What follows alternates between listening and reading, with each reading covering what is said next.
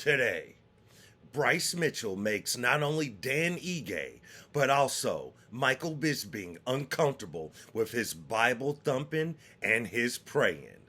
And Michelle Waterson Gomez.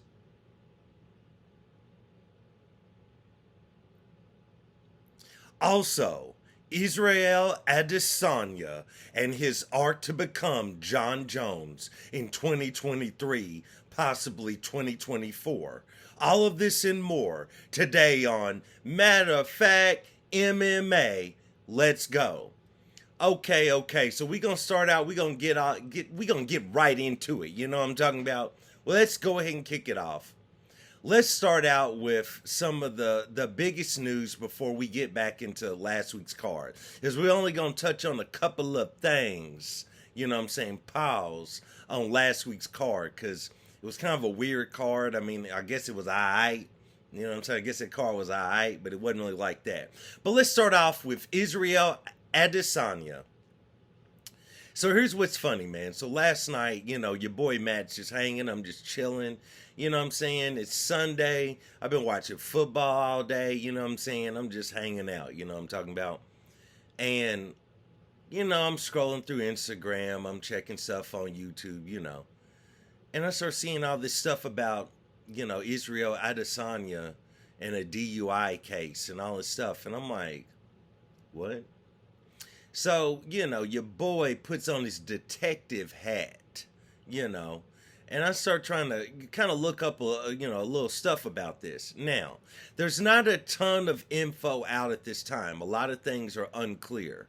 So, I'm not going to fully give my take on this situation just yet because I really want to wait and see what comes out about this. He was pulled over and he was drunk while driving. And I believe this took place just a few weeks before his fight with Sean Strickland back in August, I believe is when that was. Or at least, I'm sorry, the incident occurred in August before him and Sean Strickland would eventually fight. So now, here's the thing, man. And now he has pled guilty to the charge. Since then, he's been back in court. He's pled guilty to the charge, and I believe his sentencing will be in January or February of next year. Here's the thing. This is all I'll say about this right now.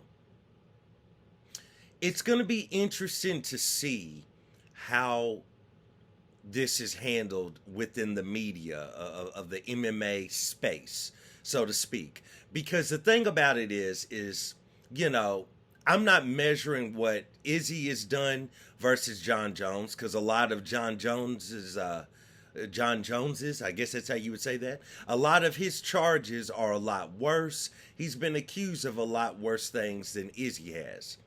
You know, so, and John Jones has done it like 12 different times. You know, once a year, this man was getting locked up for a while. You know what I'm saying? No disrespect to John Jones. But nevertheless, here's the thing, man. I remember when Izzy had his beef with John Jones, and this is what I'll say. Let's start with the media real quick. The media, every time something has happened to John Jones, the media's come out and they've completely vilified him. As they should. You know, I'm not saying that they shouldn't, you know. So they've come out, they vilified him, they talk bad about him and everything. And then, you know, time passes and it kind of dies down and John would get locked up again and they would talk bad about him and vilify him, so on and so forth. It's going to be interesting to see because as I've been saying for months here, Izzy gets passes on so many things that other fighters, including John Jones, don't get passes on because the MMA world has dubbed him as the cool guy. And so many people look up to him in ways that I wouldn't look up to somebody, but nevertheless, it's what they do. And I mean, you know, I'm not throwing stones because on my wall I have John Jones here. Now, I don't condone anything John Jones does outside of the octagon, you know, but I'm just a fan of talented fighters. I don't care about their actual, you know, personal life. I mean, you know, these people, they not my role models, you know what I'm saying? So, and if any of them are, you know, I choose the ones that should be my role models. If you see me pointing to GSP right here. So the thing is I'm not I'm not trying to make it out like Izzy is worse than John Jones or John Jones is worse than Izzy, although John Jones has a lot more charges. But what I'm talking about here is let's just get to it. Is the media really going to call Izzy out on his stuff? You know what I'm saying? Are y'all going to vilify him the way that you vilified John Jones for, the last 10 years of the man's life? Granted, all of it was worth it. He did all of the things that he was accused of doing, so he should have been vilified. But are you going to do that to Izzy? Because, Izzy's all cool to you all. He's got the cool sneakers and the clothes, and y'all are so uncool. You think, oh, he's the guy. Are you going to vilify him the same way? This is going to be very interesting to see how the media handles this, how Ariel handles this, Ariel Helwani, because I have a feeling that a lot of these people are going to take every chance that they can to try to, let Izzy off the hook. Oh, he was depressed about this. He was having hard times about that, so on and so forth. And they're going to give him as many chances as they can to get out of this, because overall, he is a more likable character than John Jones. He has a more likable personality, somewhat, not to me, but to a lot of fans, than John Jones. And most of the time, especially here in America, most of the time, if you're a likable person to a certain extent, or the mass public likes you, they give you as many chances as they possibly can for you to get out of things. So it's going to be interesting to see what happens with the MMA media. Let's go over to Izzy real quick, and then I'll move on from this. I remember when Izzy was at the height of his feud with John Jones. And I remember, and I'm paraphrasing this, so don't quote me, but I remember reading a lot of his Instagram posts and, different posts that would be made on Twitter and everything, and the things that he was saying about John Jones. And one key thing is he was saying different things like, I'll never be like you. I used to be a fan of you, and you just kept getting in trouble. You kept messing up. And now you're jealous because I'm the guy with the spotlight, and I'll never be like you. I'll never make the same mistakes. Wow. Funny how the tables turn. And here we are. Israel Adesanya has pled guilty to a DUI charge, and he is awaiting sentencing. And I can't really say that I'm shocked at all, because there was a point in time where, those of us who weren't really brainwashed to automatically be a fan of Izzy, those of us that could be like, this guy's a good fighter, but he completely sucks outside the octagon. I can't say that this is shocking, because I don't feel like he's been spiraling out of control the way John Jones did. I think Izzy became so popular. He became such the man. A little bit different from John Jones. John Jones has his own personal demons that cause him to do some wild, crazy stuff, and that's why he should be vilified, But at the same time, with Izzy, I believe you have someone that has a likable personality, unlike John Jones. John is a hard guy to like. Izzy's likable. Everybody praises him. He's going on The Breakfast Club. He's with Charlemagne. He's with DJ Envy. Rappers want to hang out with him. He gets the special entrances via the UFC, and he gets to dance and come out and bring models with him and do all these different things. And he's, he, unlike John Jones, who was at the top for fighting, Izzy's at the top for fighting, but he's also at the top based out of a lot of people feeling that his personality is cool. And so in that space, when, you have main character syndrome, which he does, you're gonna eventually get to a point where you feel like you can do anything. And to me, that's what everyone has seen. That's what you're seeing in 2023. When he knocked out Alex Pereira earlier this year, it was done. Like, Homie was out of here. Once he knocked him out, you know he had to feel like he could do no wrong. So we'll see how this plays out. You know, no disrespect to Izzy. Shout out to him. I hope that brother gets the help that he needs. You know, I hope, whatever the sentencing is going to be, it's not bad. It's not rough on him. You know, I just hope that the man gets the help that he needs, because he obviously needs some help. And let's move on from there. Let's get into the UFC card that took place on Saturday night in the Apex, where in the main event, Rafael Fiziev stepped in there with Mateusz Gamrot. And, I mean, that first round, it was shaping up to be an excellent fight. Like the first round, Gamrot was being patient. He was waiting before taking the shots for the takedowns. He had one shot that he did early, and I found this to be interesting. If you go back and look at this, I wonder if this is the case where we would later saw Fiziev get a leg injury. If you notice early in the first round, Gamrot goes for a takedown and he grabs Fiziev's leg and he's just lifting it it's way above his head, and Fiziev is bouncing and balancing on one leg, trying to avoid the takedown, which he does eventually avoid. He doesn't get taken down at that time. But I remember after his leg is lowered, once Gamrot let him go, he kind of took like a weird step. And I wonder if, even if nothing had, physically, like maybe, the adrenaline's going, he physically couldn't feel anything wrong with that leg. I wonder if that's what created the eventual tear that it looked like he suffered with his knee, some sort of a ligament or a tendon. Nevertheless, that first round was looking good. Fiziev was looking sharp on the feet. Gamrot was looking pretty good on the feet too. And Gamrot wasn't backing down at all from the stand-up battle with Fiziev. And, he was still going for his shots as well. He was still trying to get the fight to the ground. Second round, during a standing exchange, Fiziev throws a kick in which at the time it looked as if when his kick landed, the way Gamrot was blocking it, he was coming down with his elbow to try to help block these kicks. And he admitted that he had trained that technique because he knew that Fiziev was going to throw a lot of kicks. And at the time, and even on commentary, they were saying the same thing. It looked as if that when Fiziev had kicked him, he had broken his foot, broken his ankle, injured his shin, something along those lines. But it was actually the leg that was planted, that was stabilized on the ground, that the knee went out on, or it looks like it's a knee injury. Nevertheless, Fiziev goes down and can't continue. Gamrot swarms him with some punches, finishes him.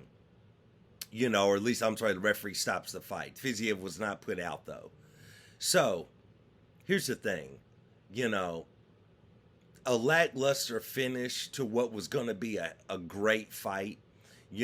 Shout out to Mateusz Gamrot. He will advance on with that TKO win. At the time that they were interviewing him, I don't think he was truly aware that the leg that was planted was the leg that suffered the injury, because he was still talking about his blocking technique. So, it kind of is what it is. Shout out to Rafael Fiziev.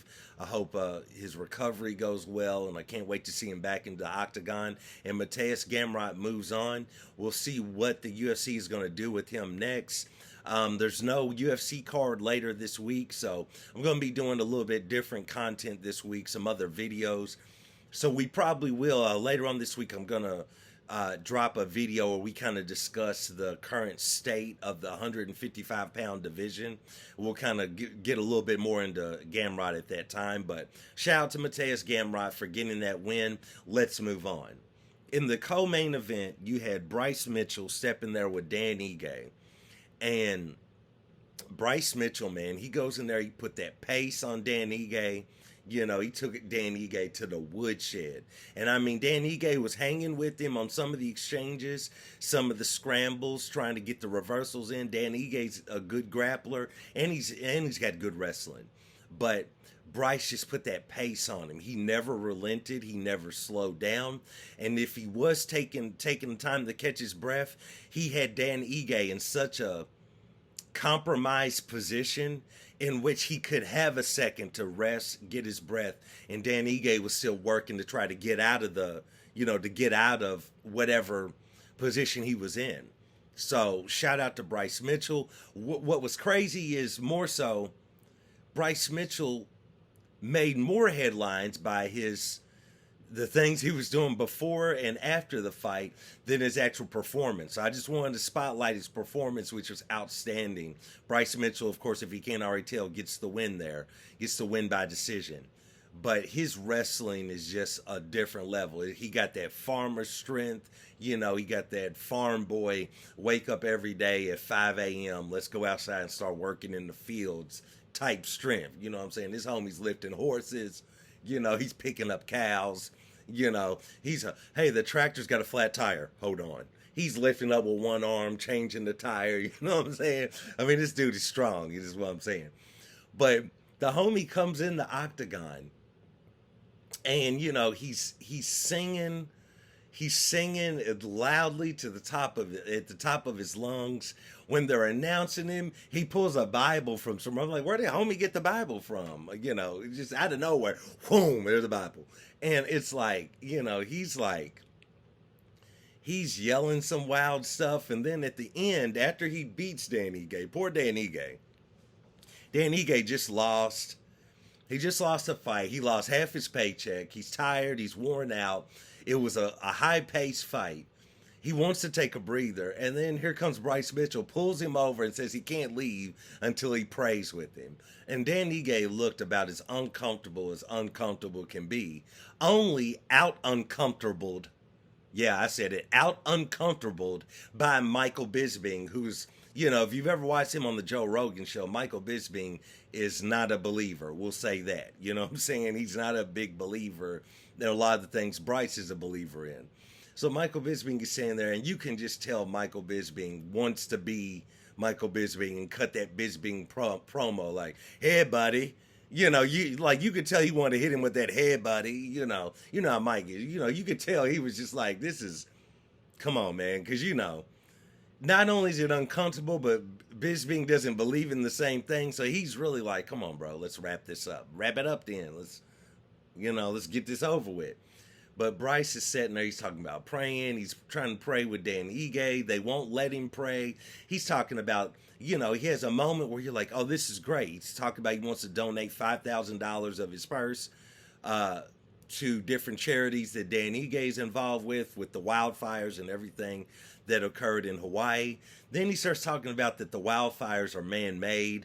He starts kind of getting into a little bit of conspiracy stuff, and it's like, bro, okay, this is getting uncomfortable again. And finally, ESPN just cut it. They was like, look, don't let this man pray. We don't know what he's going to say. And that was it. I'm not sure if they told Michael Bisping in his ear to cut it or if Bisping cut it, but they cut it. It was cut out, and they was like, that's it. And so, shout out to Bryce Mitchell for going out there and getting that outstanding win. We'll see where he goes from there as well.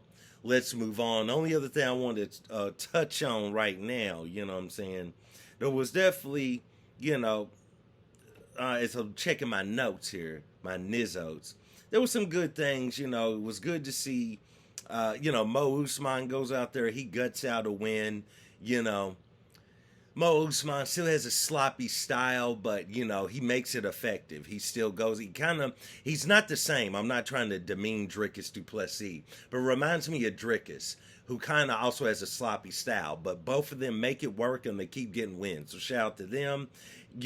Tim the Dirty Bird Means goes out there, puts it on Fialho. You know what I'm saying? Oh, the Dirty Bird, 39 years old, still out here doing his thing. You know what I'm talking about? It was good to see him get a big win. Also, that was fight of the night. So shout out to him for getting that big win bonus. Miles John goes out there, gets back in the win column. So that was awesome to see. He had a great story. It was he got the win on on the birthday of his fallen brother-in-law, and his wife was there in the audience, and it was her brother, and that the man has passed away, and he kind of wanted to kind of say a few kind words for him. So that was a good feel good moment. Brian Battle goes out there, he gets a big win over AJ Fletcher. Brian Battle continues to improve. He was very patient, very poised, picked his shots. That was good to see. Submission win at that. In round 2. And then the only other thing I want to talk about is Michelle Waterson Gomez. Now, I brought this fight up before when I did my preview of this show. And it's just like Michelle Waterson Gomez, I mean, shout out to her, but it's time. You know what I mean? I don't like to tell people when it's time to walk away from their job. Who am I to tell you that? But I mean, she's taking way too much damage, dude. She's taking a lot of damage. Every fight, her face is getting rearranged. She's lost all of these fights. The UFC, for whatever reason, they're not really doing her favors. If they're going to do her favors, which the UFC doesn't really do for a lot of fighters, you need to put her in there with more upstart talent in which the physical attributes that have deteriorated over the years by her fighting for so many years are outweighed by her veteran knowledge in the octagon against a rookie.